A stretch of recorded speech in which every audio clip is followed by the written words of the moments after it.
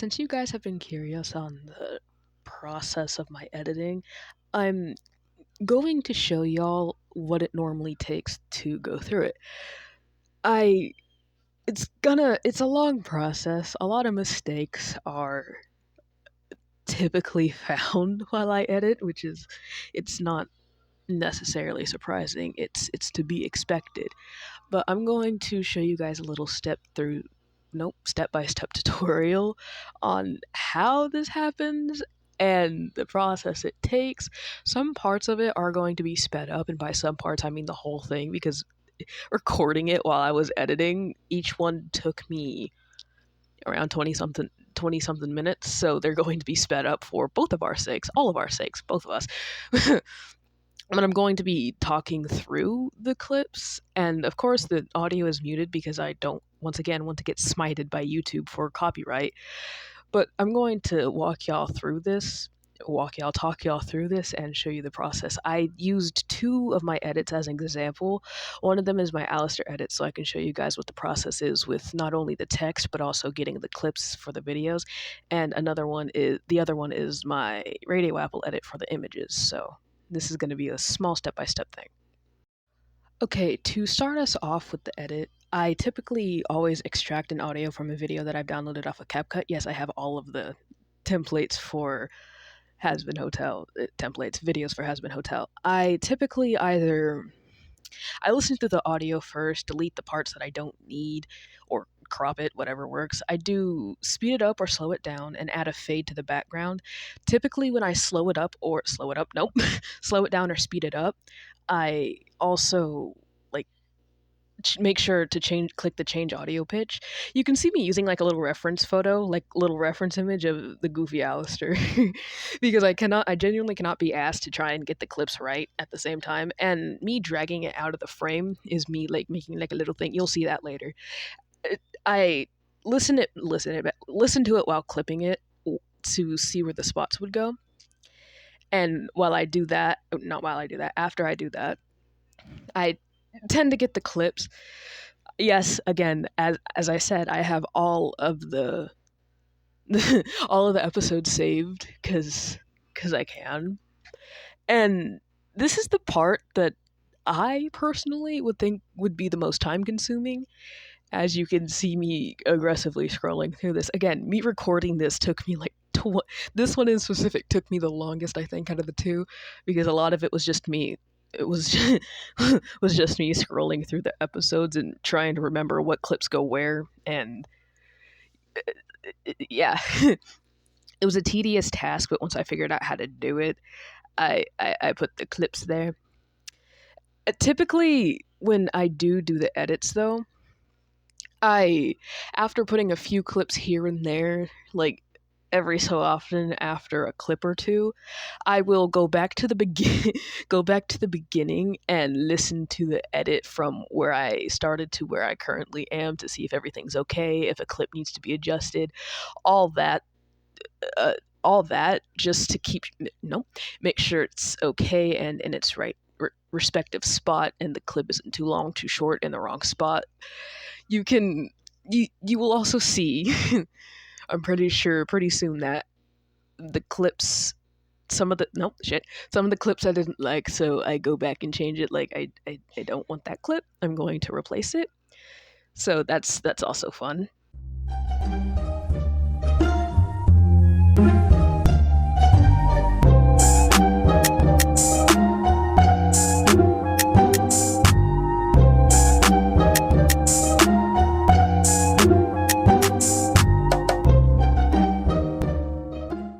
Another thing I would like to add when I'm editing is sometimes when frames aren't long enough to fit a specific clip, and I can't be asked to find a new one, or I desperately want that to be the specific frame, what I'm doing here is customizing the length of it. Each one of those little dots, it'll slow it down, like the clip slow it down, and then afterwards I would get rid of the excess.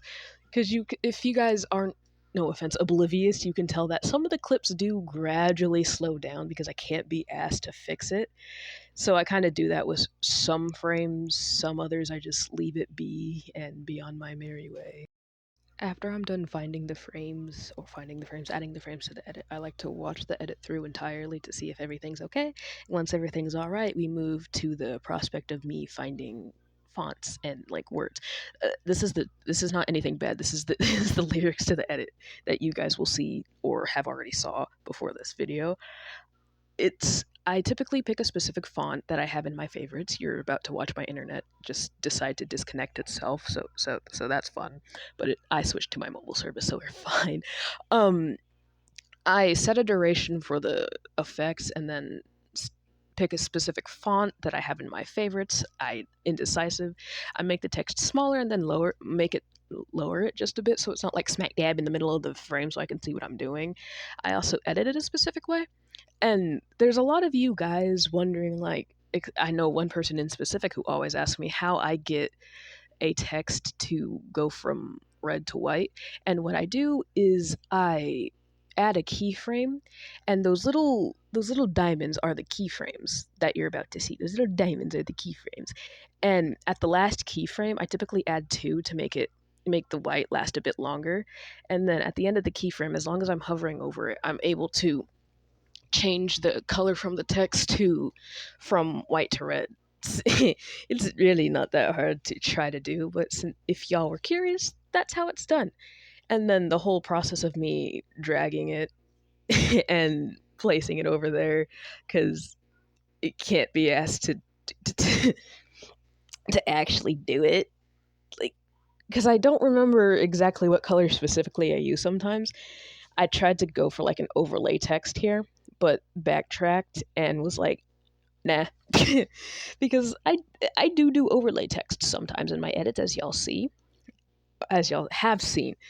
But at the same time, it didn't really fit the vibe of what I was going for, and I decided to say screw it, never mind. So I went back and got rid of that and fixed all that, and just decided to be like, yeah. I also kind of forgot that I kind of needed that other one to last iteration of that clip and fixed it. So we're fine. We're okay. Now I'm gonna speed it up because I can't be asked to translate. Nope, narrate the rest of this. So after everything is in their respective spot, I rewatch the edit from the beginning, make sure everything's perfect and okay. After I edit, nope, finish that, I typically go for a transition that's a black fade, which makes it fade to black, which is it works for a lot of my edits. And then for the effects, I add, as you just saw, something called a play pendulum, which makes it have that sway effect. I typically get rid of the sharpness and the twist because it makes the frame look weird. Trust me on this. And then I adjust the speed and the intensity to whatever really fits. And then other clips, depending on what I'm editing, that zoom lens that you see, it zooms the lens. I adjust the I adjust the speed of the zoom and the intensity of the zoom to fit what I'm editing. Once again, it depends on what I'm editing and if it works. I'm casually crashing out while trying to get the frames even, not the frames, the things even, and it didn't want to cooperate. So that's fun. And after that, I sometimes add an effect. Well, this is becoming like more common for me too. After I rewatch it, I add an effect that's called luminate. I think that's how that's pronounced. I don't know. I I adjust it to where it would look nice for the edit, and then if sometimes, not all the time, I would go in and I would adjust the filtering, like the contrast, the brightness, the sharpness, all that menagerie of editing. And I will go back to certain frames that look a bit off and then adjust it then and then click apply to all again because I refuse to do each one by one because I genuinely cannot be asked to do that. And then rewatch it after everything's okay. I add a ending effect after I'm done with all of that. I add an ending effect that makes it fade into black, and then an opening effect that's a diamond zoom, which makes the intro look really cool. Typically, I like it because it looks good. And then I either sometimes make it from black and white to color while having the diamond zoom, because again, I like it, or fade it in from like black and then to the diamond zoom. I have a preset for my watermark because I can't be asked to remember what font I use and the opacity and the size. I click the little TikTok logo for the aspect ratio, fix the thumbnail, and then export it. For my radio Apple edit, I had all the clips ready before recording this because I refuse to let you guys see my gallery, my image gallery. This one's pretty simple. I need to stop saying typically, holy fucking hell. I normally go for clips that would fit. For the beginning, if it's a freaky edit, I go for a cute little image first before going to whatever the hell these are, and then add and like combo animations that I have to remember if it goes from like left to right for some of them, which you will also see me struggling to do. I apply all the clips and I wait. I not wait. I rewatch it before. Not rewatch it. Rewatch it. Fuck. Rewatch it while I edit to make sure that the clips are okay. Nothing's in their wrong spot. And sometimes with editing, if I can't be asked to put certain images somewhere, I just um I copy paste the same images and flip them. 'Cause can't be asked. Some of the ones that you see, I'm using a zoom lens for the audio, for the clips. It looks better. And then there's two things that I used here. Well, three things. One of them is astral, I think it's what it's called. I can't remember what it is, but it kind of makes a. It's like a zoom effect, but it like I don't know how to explain it.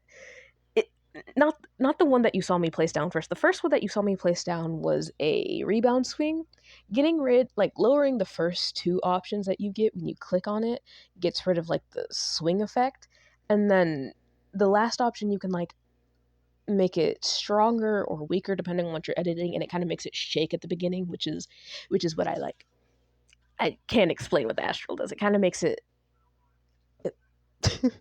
I don't know how to explain it. Shit. Whatever. It's fine. Y'all are fine. I think y'all will be fine. I can't be asked to explain. And then the third one that I added. There's actually four. The third one that I added is a flicker effect, which I probably should have put a trigger warning on there, but they're fine. Y'all are fine. Again, and then at the end of once the clips repeated themselves, I added like a rainbow coloring because it looks cool, it looks flashy, and we all love rainbows. And then I once again did the aspect ratio with the TikTok logo, fixed the cover, and then exported it. That's pretty much all I. That's all it really takes for me to edit. It's not hard to. Well, it depends on what I'm editing. Depends on the materials I need, the duration of the edits, the time I have, if someone's harassing me, cough cough, my brother. But other than that, it's not. It also depends on your individual skill level, because I know some of you guys, I've seen edits you guys have tagged me, and y'all are amazing at editing and definitely need more recognition. Some of you, while I know aren't really editing isn't your strong suit. I'm trying to put this lightly so y'all don't come after me. I can still see that you guys have room to develop, room to improve, and that's what I love. I this is what this video was for, to walk you guys through how I do my editing. I know it's not everyone's style, but you guys were curious. I made a poll on my channel. Y'all were curious. Y'all wanted to know, and asking you shall receive with me. Majority did rule, and y'all were curious. And that's basically like step-by-step tutorial of how I myself make the edits. Again, it's not everyone's style. I've seen most of you guys in my community have very unique editing styles, which, hey, to each their own. And if you it's just to satiate y'all's curiosity, which y'all were curious apparently according to the poll, which I'm more than happy to do this for you guys. But that's all this video was, and I'm glad you guys stuck around to the end. That's it was just this was for educational purposes only. Sorry for yapping so much, but I'm glad I was able to help you guys, question mark. I'm not sure if that's the right thing. I guess, soothe your curiosities. And I hope this helped, and I hope you guys enjoyed. Again, sorry for yapping, but take care, my dears. Until next time, stay tuned. I love you, my little husband family.